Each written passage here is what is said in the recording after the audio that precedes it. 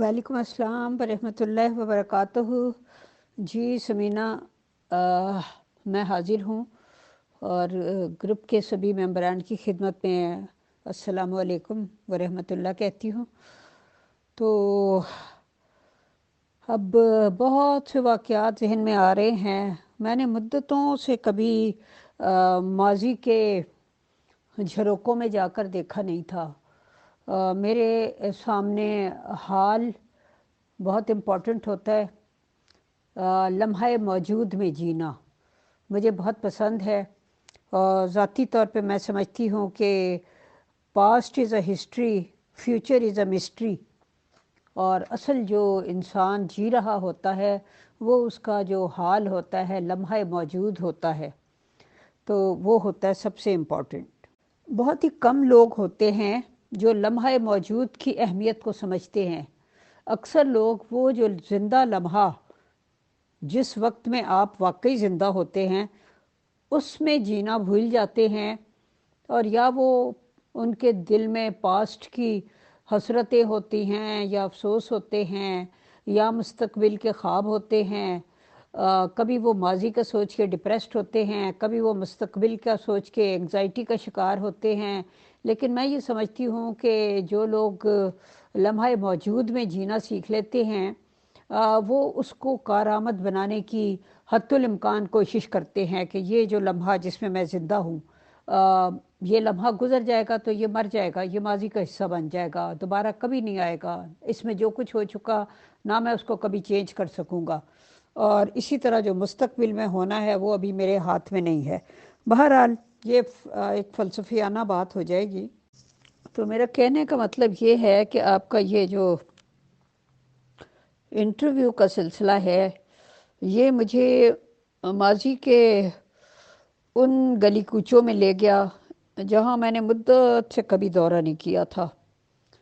اس لیے بیچ بیچ میں مجھے واقعات یاد آتے رہتے ہیں جو میری زندگی میں جنہوں نے اہم رول ادا کیا، اور اس میں سے ایسے ہیں جنہوں نے خدا تعالیٰ پر میرا توکل بڑھایا، اس کے ساتھ رشتہ جو تھا وہ مزید گہرا کیا۔ تو اس طرح کی بہت سی چیزیں ہیں۔ ایکچولی اس میں بہت بڑا ہاتھ جو تھا وہ میرے والد صاحب کا تھا۔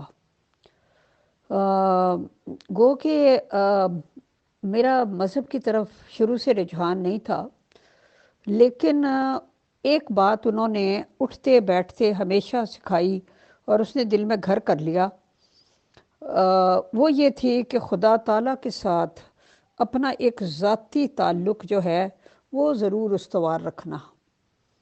کوئی بھی معاملہ ہو، کوئی بھی بات ہو، دل میں خدا تعالیٰ سے مشورہ ضرور کر لینا، اس کو بتا دیا کرنا۔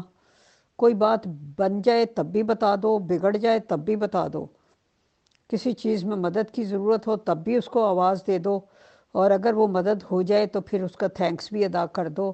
ایک ذاتی رشتہ اس کے ساتھ استوار رکھنا یہ زندگی میں بہت سہارا دیتا ہے۔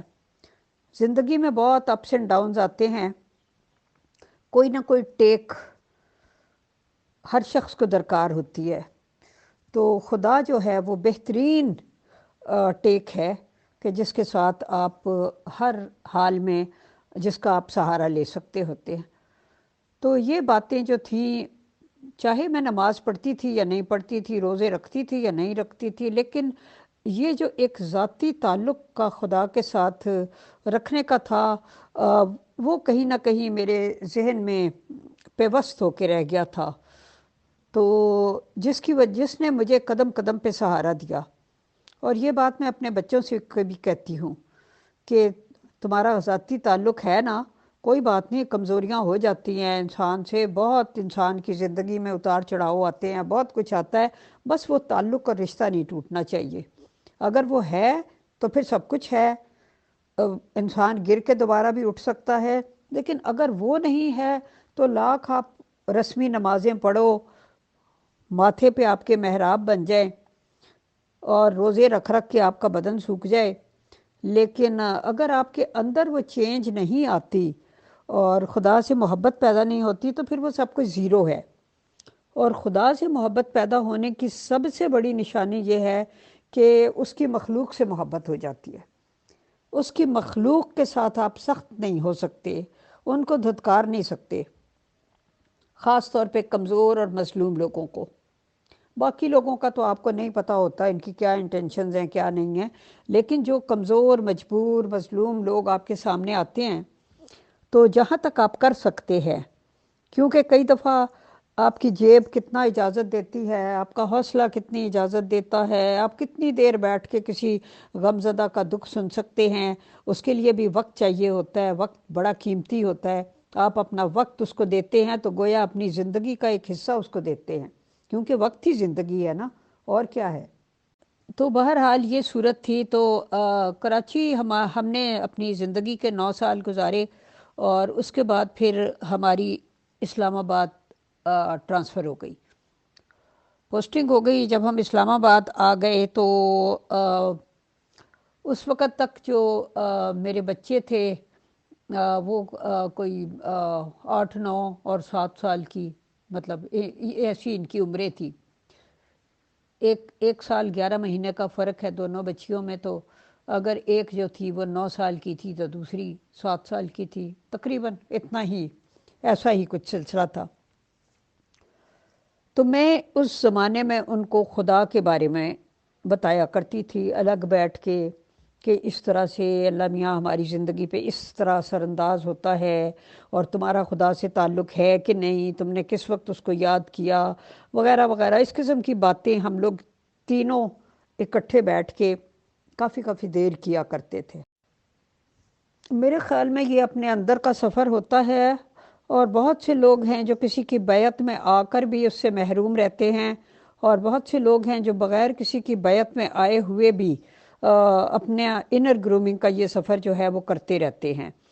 تو زیادہ سے زیادہ بیعت میں آنے کا یہ فائدہ ہوتا ہے کہ چلو وہ جو بھی جس کی آپ نے بیعت کی ہے، اگر وہ واقعی ایک روحانی آدمی ہے اور وہ خدا کا کوئی فرستادہ ہے، تو وہ آپ کو آپ کے لیے دعا کرتا ہے، اس کی جو نیکی اور تقوی کا اثر ہوتا ہے وہ اس کی بیعت میں آنے والے پر بھی پڑتا ہے، اور اس کے اندر بھی ایک روحانی لحاظ سے نکھار پیدا ہوتا ہے۔ لیکن ہم یہ نہیں کہہ سکتے کہ اگر ایسا جنہوں نے نہ کیا ہو تو وہ کسی صورت میں روحانی طور پہ اپنی روحانی گرومنگ کا سفر نہیں کر سکتے۔ یہ مطلب ہے میرے خیال میں ایسا نہیں ہوتا۔ جس شخص کے اندر نیکی اور تقوی ہوتا ہے اور خدا کے ساتھ ایک ڈائریکٹ ریلیشن شپ قائم کرنے کی خواہش ہوتی ہے، اس کو کسی بیرونی سہارے کی ضرورت نہیں ہوتی، کیونکہ بیرونی سہارے جو ہوتے ہیں وہ خدا کے ساتھ آپ کا جو تعلق ہے کئی دفعہ اس کو کمزور کر دیتے ہیں، آپ اس بیرونی سہارے پہ زیادہ ڈیپینڈنٹ ہو جاتے ہیں۔ جیسے لوگ اپنے پیروں پہ ڈیپینڈنٹ ہو جاتے ہیں، وہ بس جی پیر جی دعا کریں گے تو یہ کام ہوگا، پیر جی کی خدمت میں لکھنا ہے، پیر جی سے بچے کا نام رکھوانا ہے، پیر جی بیمار کے اوپر آ کے دعا کریں گے تو اس کو شفا ہوگی۔ بس اس طرح وہ جو انسان کا اس انسان پہ ڈیپینڈنٹ ہونا ہو جاتا ہے، وہ اس انسان کی روحانیت کو شدید قسم کا نقصان پہنچاتا ہے۔ اس لیے میں یہ سمجھتی ہوں کہ اس کی کوئی ایسی خاص ضرورت نہیں ہوتی۔ اچھا، تو میں یہ بڑا دلچسپ واقعہ یہ میں آپ کو بتا رہی ہوں کہ وہ جو اس کا قیمتی اور پسندیدہ پینڈنٹ تھا، جس کے اوپر ایک وہ سلور کا تھا کوئی، اس کے اوپر ایک خوبصورت سا گھوڑا بنا ہوا تھا، اور اس طرح کر کے وہ کافی بڑا سا تھا سائز میں، اچھا بڑا، وہ ایک انڈے کے سائز کا ہوگا، مطلب گولائی میں ایک بڑے انڈے کے سائز کا، اتنا معمولی اور چھوٹی سی چیز بھی نہیں تھی، اچھا بھلا تھا۔ تو اس نے مجھے کہا، بیٹی میری نے، کہ چین اس کی میرے کالر میں تھی اور وہ وہاں گر گیا، پتہ نہیں کہاں گرا۔ تو جب میں نے دیکھا تو وہ میرے جبکہ میں اسے اسکول جاتی تھی، میں اسے منع کرتی تھی، میں کہتی تھی بیٹے منع ہے اسکول میں ایسی چیزیں پہن کے جانا۔ وہ کہتی تھی ممی ہماری کالر والی قمیض ہوتی ہے، شرٹ ہوتی ہے، تو میں اندر رکھتی ہوں کالر کے، تو اس لیے ٹیچر کو کبھی نظر نہیں آئے گا، بس مجھے یہ اچھا لگتا ہے، مجھے پہننے دے۔ تو اس طرح وہ اندر ہی کہیں گر گیا تھا، اور اس کی جو زنجیر تھی وہ کہیں پتہ نہیں اس کے کپڑوں میں کالر میں کہیں اٹکی رہ گئی تھی، وہ اس نے مجھے دکھائی اور مجھے کہا کہ وہ گم گیا ہے۔ تو مجھے کہتی ہے ممی آپ اتنا ہر وقت ہمیں اللہ کے قریب ہونے کا درس دیتی رہتی ہیں اور یہ سارا کچھ بتاتی رہتی ہیں، تو اب اللہ میاں سے آپ دعا کریں نا کہ وہ مل جائے۔ تو اب دیکھیں کسی بات کو کہنا ایک اور چیز ہوتا ہے، لیکن جب بچہ آپ کے سامنے ایک ایسی فرمائش رکھ دے تو آپ ایک عجیب سوچ میں پڑ جاتے ہیں۔ تو ان دنوں رمضان شریف کا آغاز ہو چکا تھا، ہم تینوں ہی روزے رکھ رہے تھے، میں بھی اور بچیاں بھی، اور کیا کہتے ہیں، میں نے کہا ٹھیک ہے بیٹا، یہ مبارک مہینہ ہے، ہم دعا کا آغاز کر دیتے ہیں، تو آپ دونوں بھی کرو، تو اگر اللہ چاہے گا تو انشاءاللہ تعالی ضرور مل جائے گا۔ ساتھ ہی مجھے یہ تھا کہ شاید اسکول میں گما ہے، اسکول سے مل جائے۔ تو میں نے کہا تم لوگ کیا کر رہے تھے، کیا کیا کیا تھا تم نے اسکول میں اس دن؟ تو اس نے کہا ہم سب سہیلیاں وہ میری گو راؤنڈ، وہ جو جھولا ہوتا ہے گول گول گھومنے والا، اس پہ چڑھے ہوئے تھے اور دھکے دے رہے تھے اور ایک دوسرے کو، اور ہو سکتا ہے وہاں کہیں گر گیا ہو۔ تو میں نے کہا بیٹے ہو سکتا ہے اس کے نیچے کیا کچی مٹی تھی؟ اس نے کہا ہاں۔ تو میں نے کہا کسی وہاں گر گیا ہوگا مٹی میں دیکھنا۔ اس نے کہا اگلے دن آ کے کہ میں نے وہاں بھی دیکھ لیا، میں نے کہا کسی سہیلی کو مل گیا ہو شاید، اس نے چھپا لیا ہو، ان سے پوچھنا۔ تو اس نے کہا میں نے ممی سب سے پوچھ لیا۔ میں نے کہا جو تمہارے اسکول میں ایک لاسٹ پراپرٹی روم ہے جس میں گری ہوئی گمی ہوئی چیزیں لوگ جمع کرا دیتے ہیں بچے، ان کو کہا گیا ہے کہ وہ وہاں جمع کرا دیا کریں، وہاں پتہ کرنا، وہاں سے مل جائے گا شاید۔ اس نے وہاں بھی پتہ کیا، اس نے کہا نہیں ممی وہاں سے بھی نہیں ملا۔ اس نے مجھے کہا کہ ممی اب میں دیکھتی ہوں کہ آپ کا جو اللہ میاں ہے جس پہ آپ کہتی ہیں ہر معاملے میں ٹرسٹ کرنا ہے، وہ میرا لاکٹ واپس دے سکتا ہے یا نہیں دے سکتا۔ میں نے کہا بیٹے ایسے نہیں کہنا چاہیے۔ کہتی ہے تو پھر اور کیسے کہنا چاہیے؟ میں نے کہا بیٹے اللہ تعالیٰ کے ساتھ دوستی والا معاملہ کرنا چاہیے، کبھی اس کی مان لینی چاہیے، کبھی منوا لینی چاہیے۔ اس نے کہا میں نے اس دفعہ منوانی ہے۔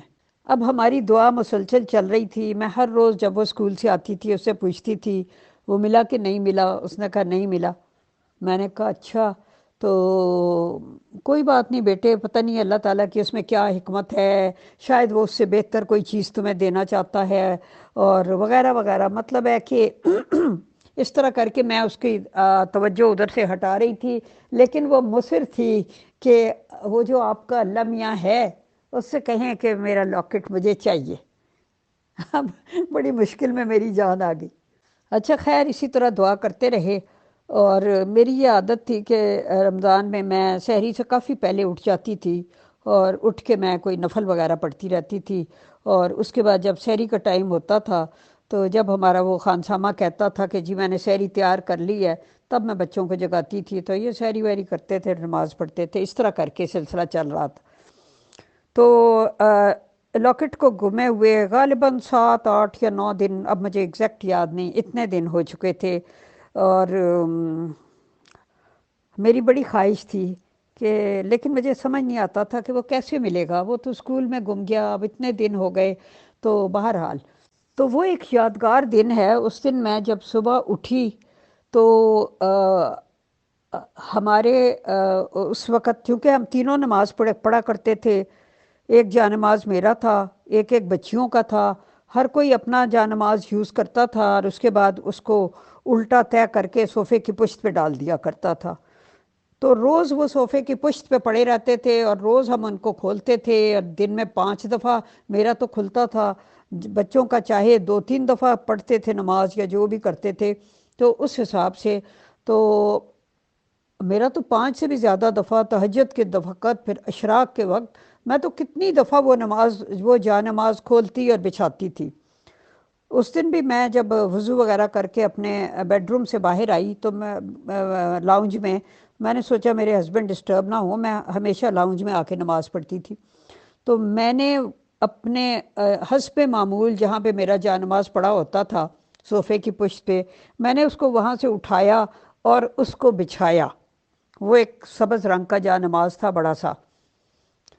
آپ اب یقین کریں یا نہ کریں وہ آپ کی مرضی ہے، لیکن میں خدا کی قسم کھا کر کہتی ہوں کہ لا الہ الا اللہ محمد الرسول اللہ، اس میں سے جو ہی میں نے اس کو بچھایا تو وہ لاکٹ اچھل کے وہاں گرا۔ آپ یقین کریں کہ میں اس کو دیکھ رہی تھی اور مجھے لگ رہا تھا کہ شاید میں نیند میں ہوں یا یہ کوئی خواب ہے، اور اگر میں نے اس کو چھونا چاہا تو یہ غائب ہو جائے گا۔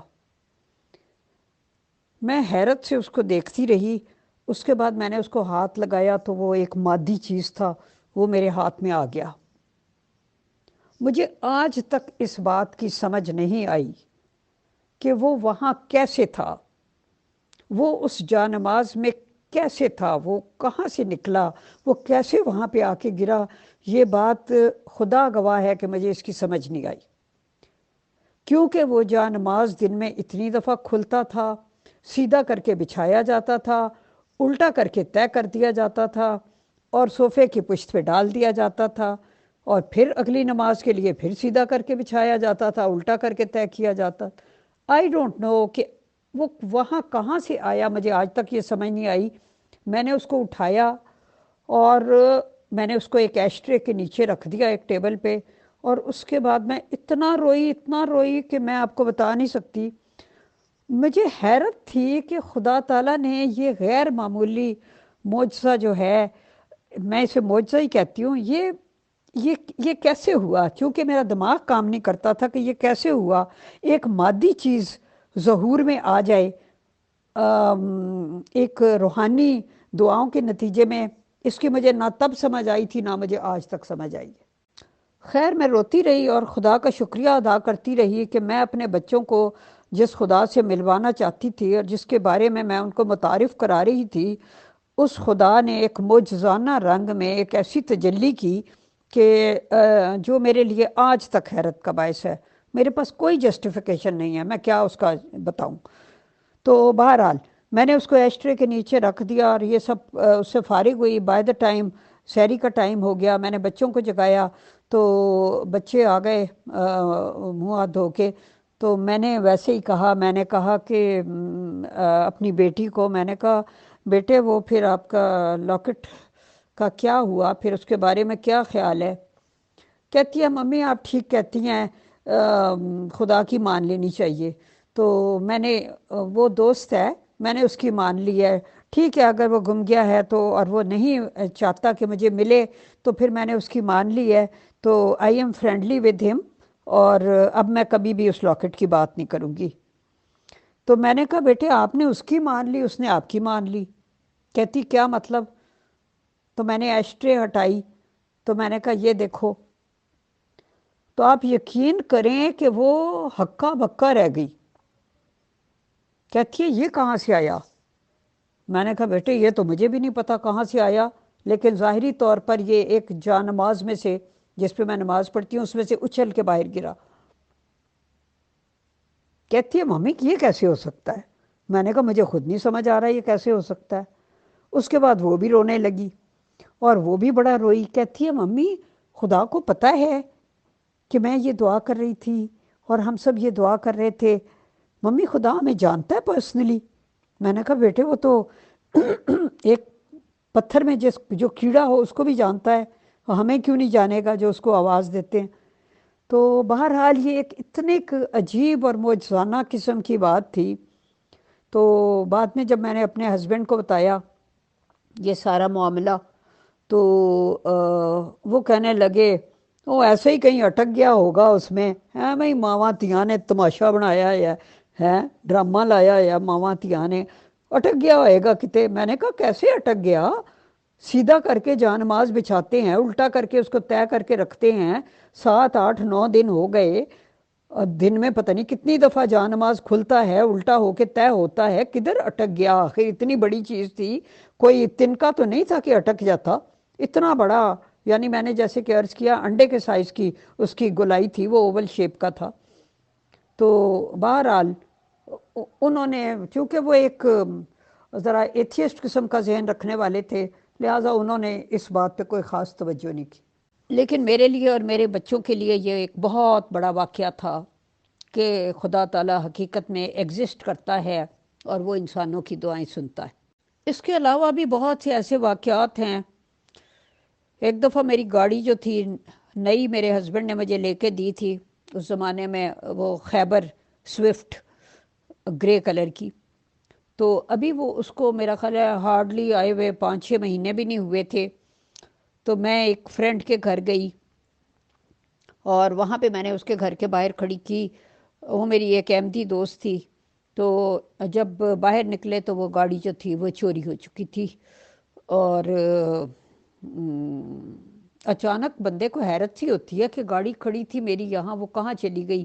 چابیاں آپ کے ہاتھ میں ہوں اور گاڑی موجود نہ ہو، ایسے انسان ادھر ادھر دیکھتا ہے جیسے پتہ نہیں وہ کوئی کیڑا مکوڑا بن کے مکھی بن گئی ہو، ابھی نظر آ جائے گی دوبارہ۔ خیر اینی ہاؤ، میرے ہسبینڈ ٹور پہ گئے ہوئے تھے کراچی، تو میری فرینڈ اور اس کے میاں نے کہا کہ اس کی ایف آئی آر وغیرہ تو درج کرا دینی چاہیے، تو باقی پھر دیکھتے ہیں۔ تو ہم لوگ، میں انہی کے ساتھ پھر تھانے گئی، اور وہاں پہ میں نے ایف آئی آر درج کرا دی۔ تو اس کے بعد جب 2-3 دن کے بعد میرے ہسبینڈ واپس آئے تو انہوں نے کہا گاڑی کہاں ہے؟ تو میں نے انہیں کہا وہ چوری ہو گئی۔ کہتے ہیں چوری ہو گئی؟ کہاں سے؟ گھر سے چوری ہو گئی؟ میں نے کہا نہیں، وہ آپ کو پتہ ہے میں ایک فرینڈ کی طرف گئی ہوئی تھی، تو انہوں نے مجھے بس صرف اتنا کہا کہ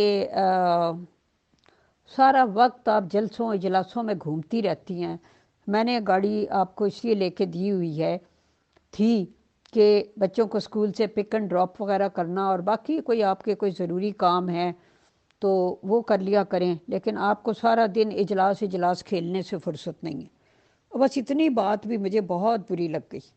خیر اس دن میں نے رات کو اللہ تعالیٰ سے بہت دعا کی، اور میں نے کہا کہ اللہ میاں مجھے گاڑی چاہیے، ہر صورت میں میری گاڑی مجھے واپس چاہیے، وہ نہیں تو کچھ اور چاہیے، بہرحال مجھے گاڑی چاہیے۔ تو اب عجیب بات ہے کہ اسی رات میں نے خواب میں دیکھا کہ میں بلیک کلر کی ہونڈا سیوک چلا رہی ہوں۔ میں نے صبح اٹھ کے اپنے شوہر سے کہا کہ چلیں، یہ تو چھوٹی سی گاڑی تھی، معمولی سی، خیر ہے، اللہ میاں مجھے بلیک کلر کی ہونڈا سیوک دینے والا ہے۔ تو وہ مجھے دیکھ کے ہنسنے لگے، تب تک ان کا غصہ کافور ہو چکا تھا۔ انہوں نے کہا ٹھیک ہے چلو، گم گئی تو گم گئی، خیر ہے۔ تو لیکن وہ مجھے دیکھ کے ہنسنے لگے اور مجھے کہنے لگے کہ اتنا غم نہ کرو، تمہارے دماغ پہ تو نہیں اثر ہو گیا؟ میں نے کہا نہیں، میرے دماغ پہ نہیں اثر ہو گیا، میں نے خود دیکھا ہے کہ میں ہونڈا سیوک گاڑی چلا رہی ہوں، اس کا کلر بلیک ہے، اس کا نمبر اسلام آباد کا نہیں ہے، اور میں ایک چوراہے پہ رکتی ہوں ریڈ لائٹ پہ، اور کوئی بندہ جو سامنے سے گاڑی میں آ رہا ہے وہ مجھے کہتا ہے او آپ کو، اچھا آپ کو تو اس سے بھی اچھی گاڑی مل گئی، اور ویری گڈ، اس کا نمبر بھی اسلام آباد کا نہیں ہے۔ تو بس میں نے کہا اس میں یہ دو باتیں ہوں گی اس گاڑی میں جو مجھے ملے گی، ایک تو وہ بلیک کلر کی ہوگی، دوسرا وہ ہونڈا سیوک ہوگی، اور تیسرا اس کا نمبر اسلام آباد کا نہیں ہوگا۔ خیر وہ ہنس ہنس کے چپ ہو رہے، کہنے لگے ہاں چلو، وہ کیا کہتے ہیں، بلی کو چیچڑوں کے خواب اور وغیرہ وغیرہ، اس طرح کی انہوں نے بات ہنسی مذاق میں ٹال دی۔ اب میری بھی نہیں تھی خواہش کہ میں ان سے کہوں کہ مجھے دوبارہ نئی گاڑی لے کے دیں، تو میں نے کہا چلو دیکھتے ہیں اب کیا ہوتا ہے۔ تو اس وقت میری بہن نے مجھے فون کیا، کہ مجھے کہا کہ ٹھیک ہے اب تم ایسے کرو کہ کوئی پرانی گاڑی لے لو، سیکنڈ ہینڈ گاڑیوں کے کئی اشتہار وغیرہ اخبار میں آتے رہتے ہیں، تو اسلام آباد کے بھی میں نے 1-2 پڑھے ہیں، تو تم کیا کہتی ہو میں آ جاؤں؟ تو ہم لوگ چلتے ہیں، ذرا دیکھ آتے ہیں۔ میں نے کہا وہ تو تمہاری مرضی ہے، تم نے آنا ہے تو آ جاؤ، چلے بھی جائیں گے، نو پرابلم، لیکن بات یہ ہے کہ اللہ تعالیٰ نے مجھے بلیک کلر کی ہونڈا سیوک دینے کا اشارہ کیا ہے، اور اس کا نمبر اسلام آباد کا نہیں ہے، یہ 2 باتیں ہیں اس گاڑی میں۔ تو وہ بھی ہنسنے لگی، کہنے لگی کہ اتنا غم نہ کرو کہ دماغ پہ اثر ہو جائے۔ میں نے کہا مجھے غم ہے ہی نہیں، مجھے کوئی غم نہیں ہے، میں تو تمہیں صرف ایک حقیقت بتائی ہے تاکہ کل کو جب یہ بات ہوگی تو تمہیں یہ بات یاد رہے کہ میں یہ پہلے سے بتا چکی۔ خیر وہ اور اس کے میاں آ گئے، ہم نے گھوم پھر کے اسلام آباد میں کچھ گاڑیاں جو سیل پہ تھیں وہ دیکھی، لیکن ایک آدھ ان لوگوں کو بڑی پسند بھی آئی، لیکن میں نے انہیں کہا کہ نہیں، وہ بلیک کلر کی ہونڈا سیوک ہے، اس نے یہ نہیں میں لے سکتی نا۔ تو انہوں نے کہا اچھا چلو ٹھیک ہے۔ اس کے بعد عجیب بات ہے کہ جب وہ گھر واپس پنڈی گئی، وہ پنڈی میں رہتی تھی میری بہن، تو اگلے دن اس نے مجھے فون کیا، اس نے کہا کہ باجی ہم نے ایک شو روم پہ ایک بلیک کلر کی ہونڈا سیوک دیکھی ہے جو آپ نے خواب میں دیکھی ہے، اور وہ بڑی اچھی گاڑی ہے، وہ کسی کمپنی کے ڈائریکٹر کے پاس تھی اور ایک ہی ہاتھ پہ چلی ہوئی ہے اور وہ سیل کے لیے وہاں پہ رکھی ہوئی ہے۔ تو اگر آپ کہو تو آپ آ جاؤ، تو میں بھی یہاں سے اس گاڑیوں کے شو روم پہ پہنچ جاتی ہوں، تو آپ بھی پہنچ جاؤ تو ہم اسے دیکھ لیتے ہیں، بات کر لیتے ہیں۔ تو میں نے کہا ٹھیک ہے میں ابھی آ رہی ہوں۔ حالانکہ میں اس وقت بچوں کے جوتے دلانے کے لیے نکل رہی تھی، لیکن میں نے فوری طور پہ گاڑی کا رخ جو میرے ہسبینڈ کی گاڑی تھی، اب میں وہ یوز کر رہی تھی، اس کا رخ میں نے موڑا پنڈی کی طرف اور میں وہاں چلی گئی، اور میں نے وہاں جا کے دیکھا تو مجھے لگا وہ ہو بہو وہ گاڑی ہے۔ تو میں نے انہیں کہا کہ میں اس کو ذرا چلا کے دیکھنا چاہتی ہوں۔ انہوں نے کہا جی ضرور ضرور آپ ٹیسٹ کر لیں۔ ٹیسٹ ویسٹ کی، بہت مجھے مطلب اچھی لگی، مزہ آیا اس کو چلانے میں۔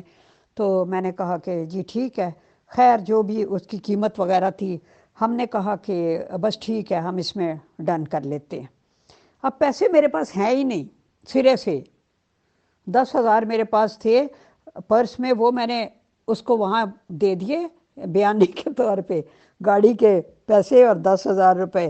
چونکہ وہ میری بہن اور بہنوئی کا جاننے والا تھا، وہ شو روم والا، اس نے کہا چلیں ٹھیک ہے۔ میں نے کہا ہم ایک آدھ دن میں انتظام کر لیں گے۔ اس دوران میں میری دوسری بہن کا فون آیا اور اس نے مجھے کہا کہ تمہیں بڑی تکلیف ہو رہی ہوگی گاڑی چوری ہونے سے، تو ایسا ہے کہ تم کوئی گاڑی لے لو۔ میں نے کہا ہم نے ایک دیکھ لی ہے، ہمیں پسند بھی آ گئی ہے۔ تو وہ کہنے لگی کہ کوئی پیسے ویسے چاہیے ہوں تو مجھے بتا دینا کتنے چاہیے، اگر میں کوئی کنٹریبیوٹ کر سکوں۔ میں نے کہا کنٹریبیوشن کیا، تم نے سارے ہی تم نے دینے ہوں گے۔ تو اس نے کہا کہ ٹھیک ہے۔ اس وقت، اب یہ کافی سال پرانی بات ہے، وہ سیکنڈ ہینڈ گاڑی تھی، اور وہ 5 لاکھ میں اس بندے نے ہمیں کہا تھا کہ وہ ہمیں دے دے گا۔ تو 5 لاکھ میں آپ یہ سوچیں، اس نے مجھے کہا کہ میں ابھی تمہیں 5 لاکھ روپے جو ہے وہ اپنے ڈرائیور کے ہاتھ بھجوا دیتی ہوں، تو تم وہ کر لو، اس کے ساتھ ڈن کر لو۔ آپ یقین کریں میرے ہسبینڈ آفس سے واپس آئے، کیونکہ ان کے پاس آفیشیل گاڑی اور ڈرائیور ہوتا تھا۔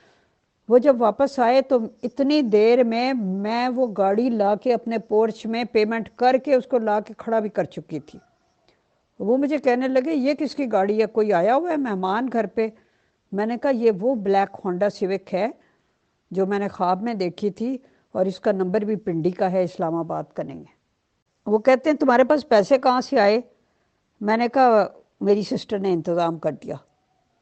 خیر وہ چپ ہو گئے، کہنے لگے ٹھیک ہے، آپ نے تو یوں گاڑی خریدی ہے جیسے لوگ گاجر مولی خریدتے ہیں۔ میں نے کہا جب خدا تعالیٰ کسی کام کے لیے آسانی پیدا کر دیتا ہے تو وہ ایسے ہی راستے بناتا ہے۔ انہوں نے کہا پیسے دو گاڑی خرید لو، اس میں خدا تعالیٰ کہاں سے آ گیا؟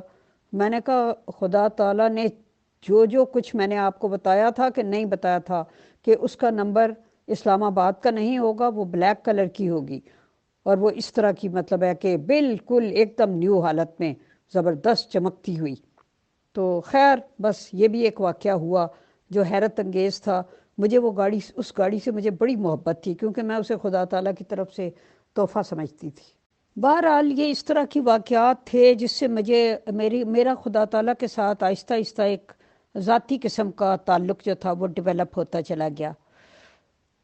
میری جو چھوٹی بیٹی ہے وہ جب ابھی بہت چھوٹی تھی اور ہم کراچی میں رہتے تھے، اور وہ ہارڈلی 5-6 سال کی ہوگی، تو عجیب غریب وہ کوشچن کیا کرتی تھی۔ ایک دن اس نے مجھے کہا کہ ممی ہم لوگ میں کون ہوں؟ میں نے کہا آپ میری بیٹی ہو۔ کہتی ہے کہ نہیں میں ویسے کون ہوں؟ تو میں نے کہا بیٹے آپ میں کیا بتاؤں ویسے کون ہوں؟ کون ہو تم؟ میری بیٹی ہو۔ پھر کہتی ہے میں نے کہا یہ تمہارا نام ہے، تم یہ ہو؟ تو کہتی ہے کہ یہ تو نام ہے جو آپ نے میرا رکھا ہے، ویسے میں کون ہوں؟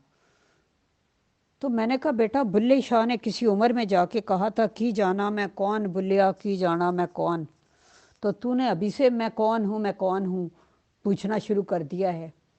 کہتی ہے آپ میری بات نہیں سمجھ رہی، میرا یہ مطلب ہے کہ مجھے اس دنیا میں آئے ہوئے 5 یا 6 جو بھی اس وقت کا ٹائم تھا، مجھے ایگزیکٹ یاد نہیں، اتنے ایئرز ہوئے ہیں۔ میں نے کہا ہاں۔ کہتی ہے اس سے پہلے میں کہاں تھی؟ میں نے کہا آپ اللہ تعالیٰ کے پاس تھی۔ تو اس نے کہا کہ ممی یہ دنیا ایسے ہی تھی، یہ عظمیٰ آرکیڈ ہم لوگ باتھ آئی لینڈ میں رہتے تھے کراچی میں، اور ادھر ہی ایک عظما آرکیڈ کے نام سے بہت بڑا شاپنگ مال تھا۔ تو اس نے کہا یہ عظما آرکیڈ ایسے ہی تھا، یہ تین تلواروں والا چوک یہ ایسے ہی تھا، یہ سب کچھ اسی طرح سے تھا؟ تو میں نے کہا ہاں۔ تو کہتی ہے جب میں اپنی زندگی گزار کے چلی جاؤں گی یہ سب دنیا پھر بھی ایسے ہی رہے گی؟ میں نے کہا ہاں۔ تو کہتی ہے پھر ہم کون ہیں، ہم لوگ کہاں سے آتے ہیں، پھر ہم کہاں چلے جاتے ہیں، ہم یہاں کیا کرنے آتے ہیں؟ اب میرے لیے اس وقت یہ سوال کافی مشکل تھا۔ تو مطلب وہ اس طرح سے سوچا کرتی تھی اور عجیب و غریب قسم کی فلسفیانہ باتیں کیا کرتی تھی۔ تو بچوں کے اندر بھی خدا کو کی تلاش کا جو ایک رجحان تھا وہ بچپن سے تھا۔ اور جو میری بڑی بیٹی تھی وہ غریبوں کے ساتھ بہت زیادہ ہمدردی رکھنے والی، بہت اس کا ہمدرد دل تھا۔ اس کی برتھ ڈے بھی آتی تھی تو وہ کہتی تھی کہ میں نے سرونٹ کوارٹرز والے بچوں کے ساتھ منانی ہے۔ تو ہمارے سرونٹ کوارٹرز میں جو فیملی رہتی تھی اس کے بچے تھے، 4 5 6 بچے تھے، اور آس پاس کے سرونٹ کوارٹرز میں جتنے لوگوں کے سرونٹس کے بچے تھے ان سب کو ملا کے، تو پھر وہ کہتی تھی کہ مطلب اس طرح سے آپ نے صرف ان کو انوائٹ کرنا ہے، میں اپنے اسکول کے فرینڈس کو نہیں انوائٹ کروں گی، اور ممی آپ نے ویسا ہی انتظام کرنا ہے جیسا آپ تب کرتی ہیں جب ہم اپنے باقی فرینڈس کو بلاتے ہیں، اور ہرگز بھی آپ نے کوئی کمی نہیں چھوڑنی۔ تو میں اسی طرح کا انتظام کر دیتی تھی، تو مجھے حیرت ہوتی تھی کہ وہ ان کے ساتھ بہت خوش ہوتی تھی۔ اس کے علاوہ مجھے ایک واقعہ یاد آ رہا ہے کہ ایک دفعہ میں نے بچوں سے کہا کہ بیٹے اتنے کپڑے آپ لوگوں کے پاس ہوتے ہیں اچھے سے اچھے، پھر عید پہ اور کپڑے بنانے کی کیا ضرورت ہے؟ کیوں نہ اس دفعہ ہم نے عید کے کپڑوں پہ جو پیسے خرچ کرنے ہیں ہم وہ سارے پیسے جو ہیں وہ اکٹھے کر کے ہم ان سے گفٹس خریدیں مختلف قسم کے۔ اور جو لاوارث بچوں کا ایک ادارہ تھا پنڈی میں، جہاں بیچارے اس طرح کے بچے تھے ابنڈنٹ، جن کو چھوڑ جاتے تھے، یا ان کے بعض کا ماں یا باپ کوئی اکیلا رہ جاتا تھا تو وہ بھی وہاں جمع کرا جاتا تھا کہ میں محنت مزدوری کرتا ہوں اور ان کو لک آفٹر نہیں کر سکتا، ان کی حفاظت نہیں کر سکتا۔ تو میں نے جب اپنے بچوں کو یہ آئیڈیا دیا تو وہ بہت خوش ہوئے اور انہوں نے کہا کہ ہاں ٹھیک ہے ٹھیک ہے۔ اور ان کی دیکھا دیکھی اور بھی جو انکم ٹیکس کالونی تھی اس کی اور بھی بہت سے بچے بچیاں اس پہ راضی ہو گئے، اور ان سب نے کہا کہ ہم بھی کنٹریبیوشن کریں گے اور ہم سب جو ہے نا ہم ان لاوارث غریب یتیم بچوں کو دیکھنے کے لیے جائیں گے۔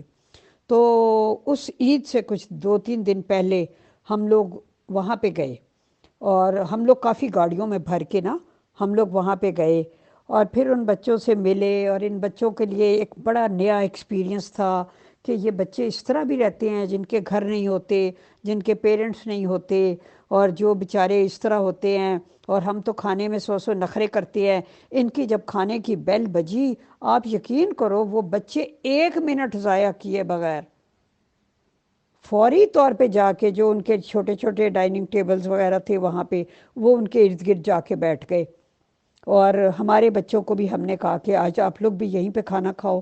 تو ہم سب نے بھی ان کے ساتھ کھایا، ہم نے انہیں تحفے دیے، انہوں نے ہمیں نظمیں سنائیں، کسی نے کوئی لطیفہ سنایا، کسی نے کوئی کہانی سنائی، خیر ہم نے تقریباً آدھا دن ان لوگوں کے ساتھ بسر کیا۔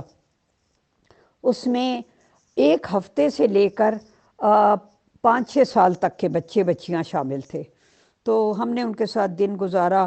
تو ہمارے بچوں کو قدر آئی کہ اللہ تعالیٰ نے ہمیں کیا کیا نعمتیں دی ہوئی ہیں اور ہم کتنے آسائش کے ساتھ رہتے ہیں، اور یہ بیچارے بچے جو ہیں کچھ آیاز ہیں جو ان کو سنبھالتی ہیں، اور ان کے پیرنٹس بھی نہیں ہیں اور ان کا کوئی گھر بھی نہیں ہے، اور ایک بہت بڑے ہال میں بیڈس ہیں ان کے لگے ہوئے، اور وغیرہ وغیرہ۔ یہ سب چیزیں میں اس لیے کرتی تھی کہ بچوں کو غریب لوگوں کے دکھوں کا اور مصیبتوں کا احساس ہو بچپن سے۔ اس کے بعد یہ تھا کہ بچوں نے جب A لیول کیا تو اس کے بعد میرے ہسبینڈ نے دونوں بچیوں کو پڑھنے کے لیے آگے کینیڈا بھجوا دیا، کیونکہ انہوں نے بچیوں نے اپلائی کیا تھا، وہ دونوں ماشاءاللہ پڑھائی میں بہت اچھی تھیں اور ڈینز آنر لسٹ پہ تھیں اپنے A لیول وغیرہ کے زمانے میں بھی اور بعد میں بھی۔ تو انہوں نے خود ہی اپلائی کیا تو ان کو کئی یونیورسٹی سے آفر آ گئی تھی باہر کی، تو پھر بڑی بیٹی نے یارک یونیورسٹی کینیڈا کی سلیکٹ کی اور چھوٹی نے واٹر لو یونیورسٹی سلیکٹ کی۔ تو پھر یہ بچے جو تھے ایک ہفتے کے وقفے سے الگ الگ شہر تھے، لیکن یہ دونوں بچیاں چلی گئیں۔ تو میں تو خیر ہمیشہ سے الحمدللہ کافی مضبوط دل کی تھی، گو کہ میں نہیں چاہتی تھی کہ بچیوں کو اتنی ینگ ایج میں پڑھنے کے لیے کینیڈا بھیجا جائے، لیکن میرے ہسبینڈ کی خواہش تھی کہ نہیں، بچیوں کو بالکل بھیجا جانا چاہیے۔ اور لیکن اس کے بعد وہ خود ہی اداس ہو کے روتے تھے، وہ بھی رونے بیٹھ جاتے تھے جب کبھی بچوں کا فون وون آتا تھا بات کرتے ہوئے۔ اور ساتھ ہمارا جو خانسامہ تھا جس نے بچوں کو بالکل اپنے بچوں کی طرح پالا تھا محبت سے، بہت چھوٹی، وہ میرے پاس آیا تھا جب میری بڑی بیٹی 6 مہینے کی تھی، تب وہ ہمارے پاس آیا تھا۔ تو وہ بچوں سے بہت پیار کرتا تھا۔ تو وہ اور میرے ہسبینڈ دونوں سسکیاں بھر بھر کے اس زمانے میں یاہو پہ، اور یہ ایک اور تھا پتہ نہیں MSN کیا نام تھا، ان پہ بات چیت ہوا کرتی تھی کمپیوٹر پہ۔ لیپ ٹاپ وغیرہ کم تھے، وہ دوسرے کمپیوٹر جو ہوتے ہیں نا ڈیسک ٹاپ، وہ ہوا کرتے تھے، اور اس پہ بات ہوتی تھی۔ تو تب یہ دونوں رونے لگ جاتے تھے، اور بچے کہتے تھے ممی تو نہیں روتی، پاپا آپ ہر وقت روتے رہتے ہیں۔ تو وہ کہتے تھے تمہاری ممی جیسا مضبوط دل تو شاید ہی کوئی ہو۔ تو یہ ساری باتیں تھی۔ اس دوران میں جماعت میں بہت زیادہ ایکٹیو تھی، اور شروع میں نے سیکرٹری رشتہ ناطہ کا بھی کام کیا۔ تو مجھے اس میں کافی خامیاں نظر آئیں اس فیلڈ میں۔ میرا خیال تھا کہ اس شعبے کو تھوڑا سا رینیو کیا جانا چاہیے، اور موجودہ حالات اور تقاضوں کے مطابق جو ہے اس کو ڈھالا جانا چاہیے۔ بچے بچیوں کی تصویریں وغیرہ ہونی چاہیے۔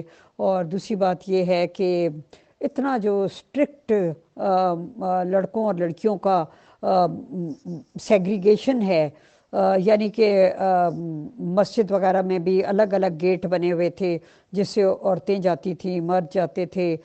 میں نے اپنی صدران وغیرہ کو مشورے بھی دیے، اور یہ بھی کہا کہ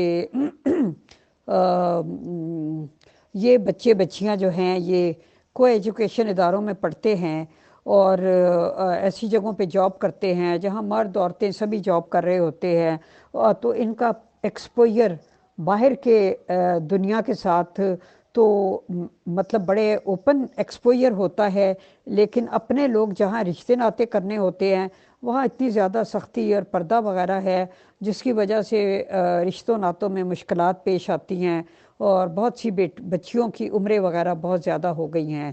تو انہوں نے کہا کہ، اور دوسرا میں نے کہا کہ جہاں کسی بچے بچی کا کوئی آپس میں کوئی محبت کا تعلق ہو تو اس کو انکریج کیا جانا چاہیے۔ تو انہوں نے کہا کہ نہیں پلیز آپ اس طرح کے مشورے نہ دیں، جماعت کی جو پالیسی ہے ہم اس پہ چلتے ہیں۔ میں نے کہا آپ لوگوں کو لکھنا چاہیے جماعت کے جو بڑے ہیں ان کو، کہ زمانہ جو ہے جس طرح سے چینج ہو رہا ہے اس حساب سے اپنے اپنے نظریات میں اور اپنی پالیسیز میں اکارڈنگ ٹو حالات اگر چینج پیدا نہ کی تو یہ ایک بہت بڑا مسئلہ بن جائے گا، اور بچیاں بیچاری گھر بیٹھی بیٹھی بوڑھی ہو جائیں گی، اور لڑکے اجازت لے کے باہر سے ادھر ادھر سے دوسری لڑکیوں سے شادیاں کر لیں گے وغیرہ وغیرہ۔ تب تک مجھے ان باتوں کا بالکل بھی احساس نہیں تھا کہ اوپر سے جو پالیسی آتی ہے بس عہدیداروں کا کام صرف اس کو فالو کرنا ہوتا ہے، ان کا کام نہیں ہے کہ یہ سجیشنز دیں یا مشورے دیں۔ میں نے انہیں کہا کہ میں جو اس وقت خلیفہ تھے مرزا طاہر احمد صاحب، تو میں نے کہا میں ان کو خط لکھتی ہوں۔ انہوں نے کہا کوئی فائدہ نہیں ہے اس قسم کے خطوط لکھنے کا، جماعت جن لائنز پہ چل رہی ہے وہ بیسٹ ہے، ہمارا نظام بیسٹ ہے۔ اور میں نے کہا لیکن پریکٹیکلی میں دیکھتی ہوں کہ بہت سے مسئلے ہیں ہمارے پاس، جو بھی رشتے کے لیے کوائف لکھوائے جاتے ہیں وہ صرف لڑکیوں کے ہیں، اور جب ہم انہیں کہتے ہیں بھائی لڑکوں کے بھی لکھوائیں، کوئی لڑکیوں کے ساتھ تو نہیں نا شادیاں کرنی، لڑکوں کے کوائف بھی لکھوائیں، آپ کے پاس بیٹے بھی ہیں بیٹیاں بھی ہیں، تو وہ کہتے ہیں جی بیٹوں کے تو ہم کر ہی لیں گے، ان کے لیے تو ہمارے پاس پہلے ہی کئی رشتے ہیں، ان کے کوائف لکھوانے کی کیا ضرورت ہے، آپ ہماری بیٹیوں کا رشتہ ڈھونڈ دیں۔ تو میں نے کہا تو جب ہمارے پاس لڑکوں کے کوائف ہی نہیں تو ہم لڑکیوں کے رشتے کریں گے کیسے؟ تو اس طرح کی بہت سی مشکلات تھیں جن کی طرف میں توجہ دلاتی تھی، لیکن مجھے لگا کہ وہ سب بیکار ہی ہے۔ اس دوران مجھے یہ بھی تجربات ہوئے کہ لوگ ایک دوسرے کے ساتھ پیار محبت، اپنے رشتہ داروں کے ساتھ اتنا اچھا سلوک وغیرہ نہیں رکھتے۔ مجھے تب احساس ہوا جب میں کسی کو کوئی رشتہ بتاتی تھی انہی کی فیملی کا، تو مجھے تو نہیں پتہ ہوتا تھا وہ ان کی فیملی کا ہے، کسی اور کے کوائف میرے پاس ہوتے تھے تو وہ کہہ دیتے تھے کہ یہ تو ہمارے اپنے رشتہ دار ہیں، ادھر نہیں ہم نے کرنا، ہمیں کوئی اور بتاؤ۔ تو اس طرح کر کے تھا، تو مجھے لگا کہ اس شعبے میں کام کرنا بہت ہی مشکل ہے۔ یہاں پہ لوگ بہت سخت ہیں، ریجڈ ہیں، اور اپنے ذہن انہوں نے بند کیے ہوئے ہیں۔ اب کچھ لڑکوں کی والدائیں جو آتی تھیں وہ کہتی تھی بس ہمیں ڈاکٹر کا رشتہ چاہیے، لڑکی ڈاکٹر ہونی چاہیے ہر صورت میں۔ اب میں انہیں کہتی تھی خدا نے آپ کے بیٹے کی پتہ نہیں قسمت کہاں لکھی ہے، پتہ نہیں اس کے لیے کون سی بچی زیادہ بابرکت ہوگی، اور آپ کیوں پہلے سے پابندی لگاتے ہیں، آپ کیوں اپنے آپ کو ریسٹرکٹ کرتے ہیں؟ لیکن وہ یہ باتیں سمجھنے کے لیے تیار نہیں ہوتی تھیں۔ تو اس طرح کے بہت سے مسائل درپیش تھے، ان کا مجھے ان شعبوں میں کام کرنے سے اندازہ ہوا۔ اب چونکہ بچیاں تو میری پڑھنے کے لیے باہر جا چکی تھیں، اور ہسبینڈ جو تھے وہ اپنے مطلب ہے کہ اپنی جاب میں مصروف تھے، تو میرے پاس وافر ٹائم ہوتا تھا جماعتی کاموں کے لیے، بہت میں وقت نکالتی تھی۔ اور بلکہ ایک دفعہ ہماری ایک گاڑی چوری ہو گئی تھی، اور اس ہاں میں نے گاڑی چوری ہونے کا تو بتا دیا، ہاں میں نے آپ کو یہ تو بتا دیا کہ ہونڈا سیوک مجھے مل گئی تھی، لیکن مجھے یہ بتانا یاد نہیں رہا تھا کہ اس کے بعد وہ جو گرے کلر کی خیبر تھی سوئفٹ، وہ بھی مل گئی تھی۔ اور پھر انہوں نے کہا کہ جی یہاں پہ آ کے آپ اپنی گاڑی پہچانیں۔ تو جب میں وہ اس پولیس اسٹیشن کے ساتھ ایک خالی علاقہ تھا، جب میں وہاں گئی گاڑی کو پہچاننے کے لیے، تو وہاں تو سوئفٹوں کی، گرے کلر کی سوئفٹ کی لائنیں لگی ہوئی تھیں، اور اتنا ان پہ مٹی کٹھا پڑا ہوا تھا، اور اس میں تو کوئی پہچاننے کا کوئی حال ہی نہیں تھا، نمبر پلیٹیں وغیرہ تو تھیں نہیں، تو اور بندہ کس طریقے سے ان گاڑیوں کو پہچانے؟ تو میں نے کہا مجھے تو نہیں کوئی سمجھ آتی۔ تو اور میں نے کہا مجھے تو اس کا وہ شاید کوئی اس کے چیسز نمبر اور پتہ نہیں انجن نمبر کیا کیا ہوتا ہے، ان سب چیزوں کا مجھے کوئی خاص پتہ نہیں تھا۔ تو انہوں نے کہا کہ ان دنوں میں پولیس والوں نے کوئی پریس کانفرنس کی تھی اور کہا تھا کہ ہم نے بہت سی چوری شدہ گاڑیوں کا سراغ لگایا ہے اور ہم مالکان کو دینا چاہتے ہیں، تو لہٰذا جب میری ایف آئی آر بھی چونکہ موجود تھی تو انہوں نے مجھے بھی بلایا۔ تو انہوں نے کہا کہ ہم نے ہر صورت میں اس میں سے کافی گاڑیاں نکالنی ہیں، تو آپ کوئی بھی کہہ دیں کہ یہ ہماری ہے، ہم وہ آپ کو دے دیں گے، لیکن آپ نے پھر عدالت کے سامنے جا کے قسم کھا کے کہنا ہوگا کہ یہ ہماری ہے۔ تو میں نے کہا آپ مجھے گاڑی بے شک نہ دیں، میں نے قسم نہیں کھانی، نہ میں نے عدالت میں جانا ہے، جب مجھے پتہ ہی نہیں ان میں سے یہ میری ہے کہ نہیں ہے، تو آپ ویسے کہہ دیں کہ ہاں ہم اس میں سے کوئی بھی دے دیں گے کیونکہ آپ کی گمی تھی، تو وہ ایک الگ بات ہے، میں نے نہیں عدالت میں جانا، قسم نہیں کھانی۔ تو پھر انہوں نے ویسے ہی دے دی انہوں نے گاڑی دے دی، تو وہ آپ سمجھیں کہ خیبر سوئفٹ جو تھی وہ پھر سے ہمارے پاس واپس آ گئی۔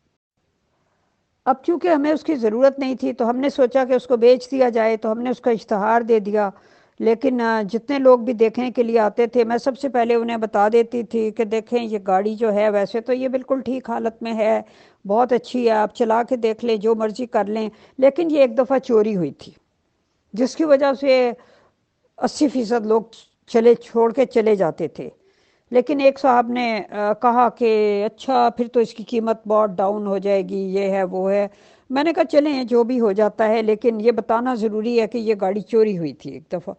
تو بہرحال ان صاحب نے خرید لی، اور اس کے تھوڑے دن بعد پھر انہوں نے فون کیا، انہوں نے کہا جی میں گاڑی واپس کرنا چاہتا ہوں، میرے پیسے واپس کریں۔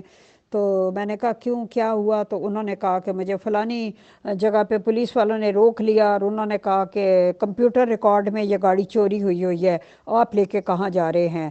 تو میں نے انہیں کہا کہ آپ کو بتایا تھا کہ یہ چوری ہوئی تھی پھر مل گئی تھی۔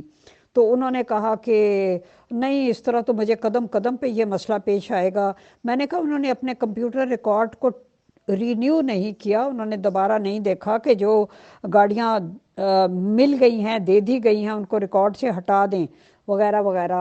تو وہ کہنے لگے جی میں یہ درد سری نہیں لینا چاہتا، تو پلیز آپ گاڑی واپس لے لیں اور میرے پیسے دے دیں۔ ہم نے کہا اچھی بات ہے، ہم نے پیسے دے دیے، گاڑی پھر لے لی، وہ پھر کھوٹے سکے کی طرح ہمارے پاس آ گئی۔ اس کے بعد میں نے کہا کہ اگر اب یہ گاڑی دوبارہ بک جائے نا تو جو بھی اس کی قیمت میں سے حاصل ہوگا اس میں سے جو 1 لاکھ روپے جو ہے نا وہ میں کسی دینی مد میں دے دوں گی۔ تو میرے ہسبینڈ نے کہا ٹھیک ہے ایسے کر لینا۔ تو اس کے بعد وہ گاڑی دوبارہ بک گئی، اور اس بندے نے کہا کہ مجھے کوئی مسئلہ نہیں ہے اس بات سے، میں اس معاملے کو ہینڈل کر لوں گا، اگر مجھے کوئی پولیس والے روکیں گے، میرے خود پولیس میں پتہ نہیں میرے رشتہ دار ہیں، یہ ہے وہ ہے، مجھے کوئی مسئلہ نہیں ہے اس سے، تو مجھے کم قیمت پہ مل رہی ہے تو میں لے لیتا ہوں۔ اس نے لے لی۔ بہرحال اس کے بعد کوئی تحریک جدید میں کہیں معاملہ جو تھا وہ ٹارگٹ پورا نہیں ہو رہا تھا، تو میں نے اپنے ہسبینڈ سے کہا کہ میں وہ پیسے جو ہم نے نیت کی ہوئی ہے کہ ہم دے دیں گے کیا میں وہاں دے دوں؟ تو انہوں نے کہا وہ تمہاری مرضی ہے، تم جہاں مرضی دو۔ تو پھر میں نے ان کو دے دیا تو ان کا ٹارگٹ پورا ہو گیا تھا۔ تو میرا یہ کہنے کا مقصد یہ ہے کہ باوجود اس کے کہ ان کا تعلق جماعت احمدیہ سے نہیں تھا، he was such a generous person, اور اتنی ان کی یہ عالی ظرفی تھی کہ انہوں نے کبھی بھی اس قسم کی کوئی بات نہیں کی جس سے کسی قسم کی نفرت یا عداوت کی بو آتی۔